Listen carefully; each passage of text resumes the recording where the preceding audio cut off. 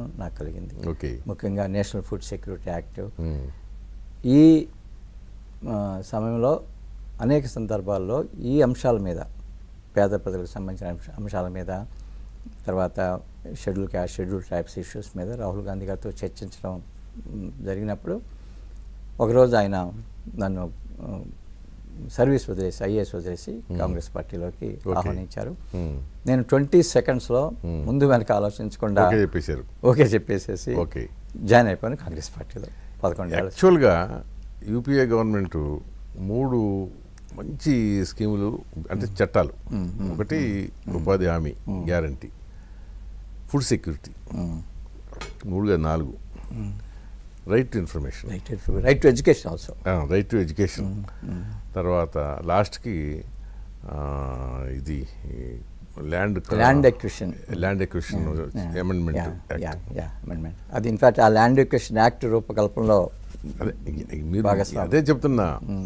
ఇవి మామూలుగా అయితే ఇవి చేసినందుకు ఏ పార్టీ కూడా కనీసం 10-15 సంవత్సరాలు ఓడిపోకూడదు. అది కరెక్టే. అంటే డైరెక్ట్గా పేద వర్గాలు అందరూ మూకుమ్మడిగా irrespective of caste, creed, religion, A party అయితే ఆ పార్టీని ఆదరించాలి. విచిత్రంగా అసలు కాంగ్రెస్ సైడ్ కూడా మీరు చేసిన సంగతి వాళ్ళకి తెలియదు. అంటే మీరని కాదు, పార్టీ చేసింది. అది అంత ఇన్సిగ్నిఫికెంట్గా దాన్ని అట్లా ఎట్లా వదిలేశారు అసలు?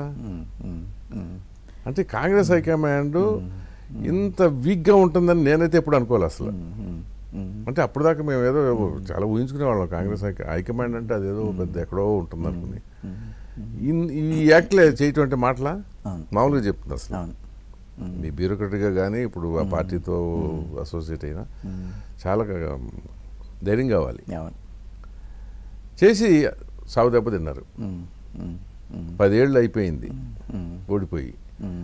సమీప భవిష్యత్తులో అధికారంలోకి వస్తారన్న ఆశ కనపట్ల.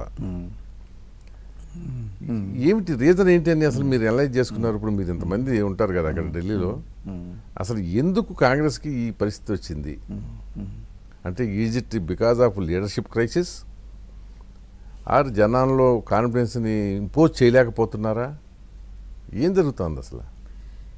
దీని మీద అనేక సందర్భాల్లో కాంగ్రెస్ పార్టీలో అంతర్మదనం జరిగింది. ముఖ్యంగా నేను రాహుల్ గాంధీ గారితో పాటు కూర్చున్నప్పుడు